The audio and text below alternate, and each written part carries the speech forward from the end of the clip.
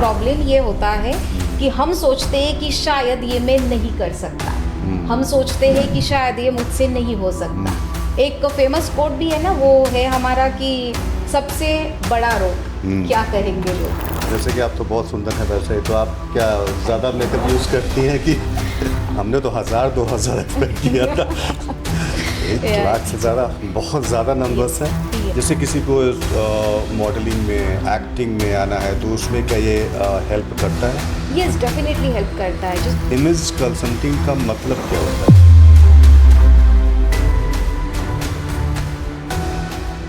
नमस्कार, आदाब, सत श्री अकाल। मैं हूं आपका दोस्त आरजे दिलीप सिंह और आप देख और सुन रहे हैं रेडियो अड्डा, जो कि है एंटरटेनमेंट का अड्डा। और द रेडियो अड्डा शो में आज मेरे साथ एक बहुत ही बेहतरीन और बहुत ही खूबसूरत इमेज कंसल्टेंट और सॉफ्ट स्किल ट्रेनर की दुनिया में कदम रखने वाली एक बेहतरीन शख्सियत से हमारी मुलाकात हो रही है आज, जिनका नाम है साइली सप्तर्षि। साइली, आपका रेडियो अड्डा के शो में बहुत बहुत स्वागत है। Thank you so much, thank you for inviting me here. Saili, सबसे पहले तो हमारे दर्शकों को अपने बारे में छोटी सी जानकारी दीजिए। Yes sure. सो जैसे कि नाम ऑलरेडी आपने ले लिया मेरा, Saili Saptarshi. By profession I am an image consultant and soft skill trainer. मैंने अपनी जर्नी स्टार्ट की थी 2014 से एंड वहाँ से लेके अब तक जो भी कुछ स्ट्रगल आए लाइफ में, काफ़ी ज़्यादा अप्स एंड डाउन्स, तो ऐसे कर करके मुझे कभी कभी ऐसे लगा कि थोड़ा सा मुझे और कुछ अपडेट करना चाहिए। फिर ऐसे में मैंने कुछ अलग अलग कोर्सेज किए एंड दैट मैंने अपनी जर्नी को स्टार्ट किया। क्या बात है।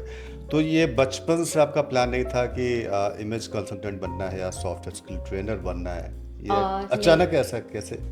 ओके, मेरा एक्चुअली प्लान था कि मुझे, जब मैं 7th स्टैंडर्ड में थी तो मेरा ड्रीम था कि I want to become an air hostess. मुझे एरोस्टेस बनना था, लेकिन कुछ रीजंस की वजह से शायद मैं नहीं बन पाई। देन फिर 2014 में मैंने कुछ क्लासेस लेना स्टार्ट किया, जैसे कि हम कह सकते हैं एक्टिविटी क्लासेस बच्चों के, अबैकस, वैदिक math, personality development, public speaking, इस प्रकार के क्लासेस लेना स्टार्ट किए। देन फिर वो देखते देखते मुझे ऐसा लगा कि मुझे थोड़े से बड़े जो स्टूडेंट्स हैं उनके ऊपर थोड़ा सा फोकस करना चाहिए। देन फिर मैंने स्टार्ट किया कि क्यों ना हम जो कॉलेज के होते हैं या फिर जो स्कूल के होते हैं या फिर कुछ कंपनीज के, उनके ऊपर थोड़ा सा फोकस करें। एंड ऐसे करते करते फिर मैंने जो अपनी जर्नी है वो कुछ कंपनीज के साथ, कॉलेजेस के साथ टाइप करना स्टार्ट किया। एंड देन फिर तब भी मुझे ऐसा नहीं लगा कि शायद कुछ मतलब एक प्लेटफॉर्म बन रहा है, फिर भी एक लग रहा था कि नहीं, मैं कर रही हूँ लेकिन कुछ कमी लग रही है। अच्छा। देन फिर मैंने सोचा कि क्यों ना थोड़ा सा अपनी इमेज के ऊपर थोड़ा सा काम किया जाए कि एग्जैक्टली क्या पहनना चाहिए, क्या होता है, थोड़े से एटिकेट्स एंड मैनर्स। एंड इस प्रकार से फिर मैं अपनी जर्नी को हमेशा, जो हम बोल सकते हैं ना कि ये नहीं, बचपन में हम कहते थे ना कि छोटे थे तब सोचा था डॉक्टर बनेंगे, इंजीनियर बनेंगे या फिर ऐसा कुछ बनेंगे। थोड़े बड़े हो जाते अगेन वो कुछ अलग हो जाता है एंड आप लाइफ में कुछ अलग ही होते हो। तो ये सब कुछ सेम मेरे साथ ऐसे ही हुआ। तो क्या इसके लिए आपकी फैमिली ने आपको सपोर्ट किया? कहीं किसी समय पे ऐसा तो नहीं आया कि लगता है कि मैं अपना जो ड्रीम है उसको पूरा नहीं कर पाऊंगी? नहीं, ऐसा तो नहीं हुआ। मेरी फैमिली ने, मेरी मम्मी पापा या फिर मेरे हस्बैंड ने हमेशा मुझे इसमें सपोर्ट किया है। चाहे मैं सॉफ्ट स्किल में जाऊँ या फिर मैं इमेज कंसल्टिंग में हूँ या फिर जो मैंने कोर्सेज क्लासेस वगैरह लिए थे, तो हर एक चीज़ में उन सभी का काफ़ी अच्छे से सपोर्ट था। Great, superb. इमेज कंसल्टिंग का मतलब क्या होता है? ओके, इमेज कंसल्टिंग का हम मतलब कह सकते हैं कि अपना जो क्लाइंट है उस क्लाइंट का पर्सनल या फिर प्रोफेशनल जो भी उसका डिजायर्ड गोल है, कि कोई क्लाइंट कहता है कि मुझे पर्टिकुलरली मैं ऐसा हूँ तो मुझे अपने आप को ट्रांसफॉर्म करना है, तो एग्जैक्टली उसके अंदर कम्युनिकेशन हो सकता है या फिर उसका प्रोफेशनल अटायर कैसा होना चाहिए, क्या क्या चीज़ें उसको सीखनी चाहिए, इंटरपर्सनल स्किल्स आती है उसमें। तो ये सारी चीज़ों को समझाना या फिर समझना मतलब होता है एग्जैक्टली इमेज कंसल्टेंट।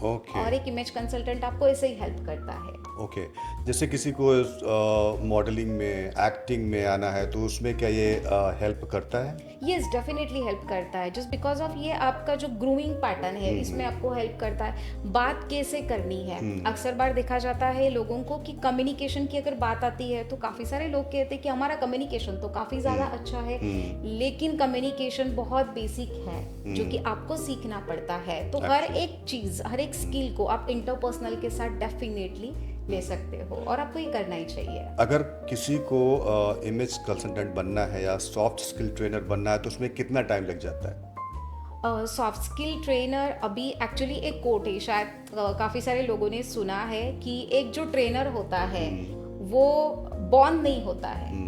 मतलब हमने सुना है कि trainer is not born, trainer are made.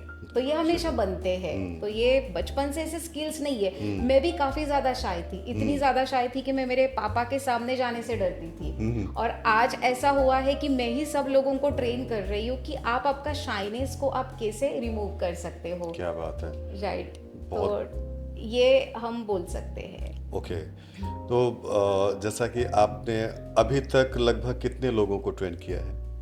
मैंने जर्नी स्टार्ट किया था 2014 में, जहाँ पे सिर्फ मैं घर पे 2 बच्चे आते थे एंड लगभग अभी तक मैं बोल सकती हूँ कि मैंने 1 लाख से भी ज़्यादा लोगों को, कॉलेज स्टूडेंट्स को, एम्प्लॉयज़ को इसमें ट्रेन किया है। वाह, यस, क्या बात है। ये तो मतलब हमने तो 1000-2000 एक्सपेक्ट किया था।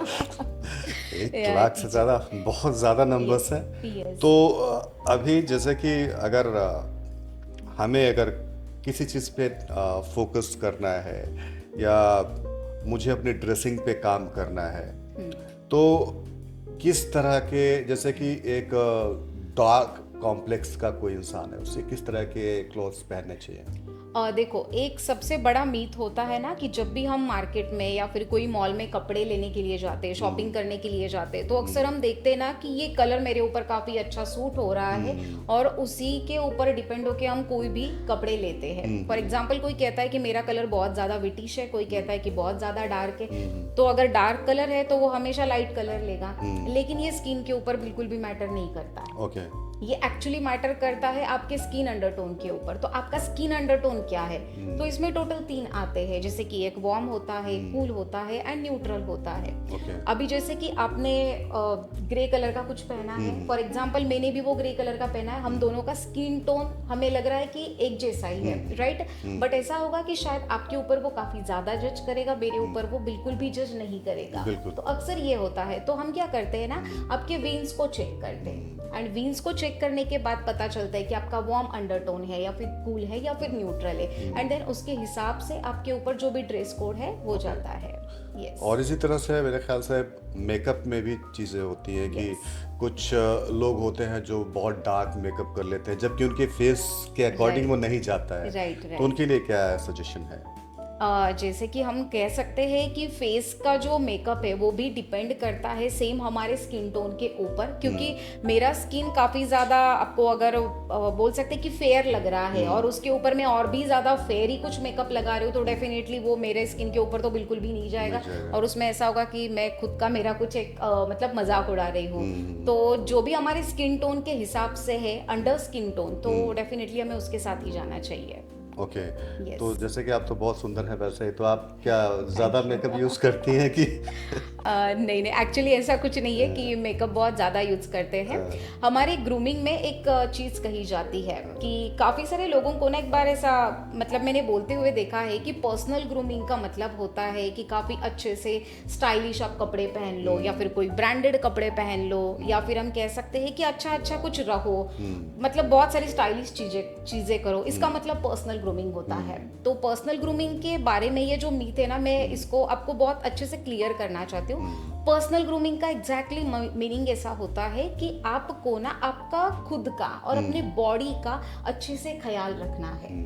मेकअप तो ये बाहर ही हो गया, राइट? जब तक मैं अपने आप को अंदर से कॉन्फिडेंस मुझे नहीं आ रहा है, फॉर एग्जांपल मैं थोड़ी थोड़ी बातों में कुछ अपना पर्सनल हाइजीन मेंटेन कर रही हूँ, मैं अपने आप को काफी अच्छे से क्लीन रख रही हूँ, तो कहीं ना कहीं ये चीजें मैटर करती है और इन सभी चीजों से कहीं ना कहीं हमारा कॉन्फिडेंस बढ़ता है। जैसे ही कॉन्फिडेंस बढ़ता है, डेफिनेटली हमारे पर्सनैलिटी के ऊपर भी ये काफी अच्छा सा वो हमें चेंज दिखाई देता है। करेक्ट। यस। आपके अनुसार वो क्या की एलिमेंट्स हैं जो किसी की इमेज को बनाते और बिगाड़ते हैं? किसी की इमेज को जो बनाते हैं वो है, सबसे पहले तो आपके अंदर पॉजिटिविटी होनी चाहिए। आपका बात करने का तरीका कैसे है वो मैटर करता है। आपका बिहेवियर कैसा है, आप पॉजिटिव फील कर रहे हो, आप निगेटिव फील कर रहे हो, वो इम्पॉर्टेंट है काफ़ी ज़्यादा। और ओवरऑल हम कह सकते हैं कि कुछ एटिकेट्स हैं, कुछ मैनर्स हैं, डेफिनेटली आपको उनके ऊपर काम करना चाहिए। और जो कुछ ऐसी चीज़ें हैं कि हमारी पर्सनालिटी को नहीं सूट करती है, या फिर हम कह सकते हैं कि हमारी पर्सनालिटी को थोड़ा सा खराब करती है, स्पॉइल करती है, तो सबसे फर्स्ट उसमें हम कह सकते हैं वो आता है निगेटिविटी।